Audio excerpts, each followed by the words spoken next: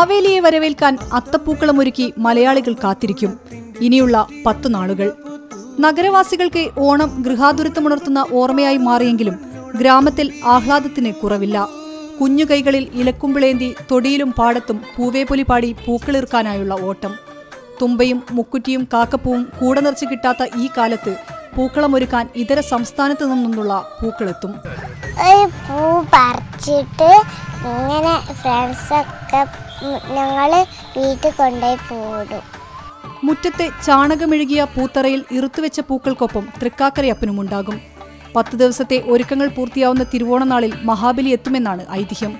നന്മയുടെ ഓർമ്മകളുമായി ഇനി 10 നാൾ പൂവിളി ഉയരും.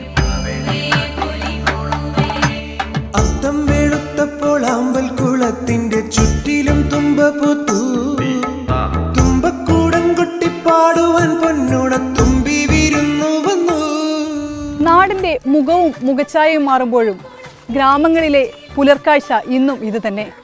ഇനിയുള്ള 10 നാൾ പൂവിളി വരുന്നതും പൂക്കളം ഒരുങ്ങുന്നതും ഈ കുഞ്ഞു മനസ്സുകളിൽ കൂടിയാണ്. ക്യാമറ പേഴ്സൺ ഷിബു ചെടിച്ചേരിക്കൊപ്പം ഷിത ജഗത്, മീഡിയ 1, കോഴിക്കോട്.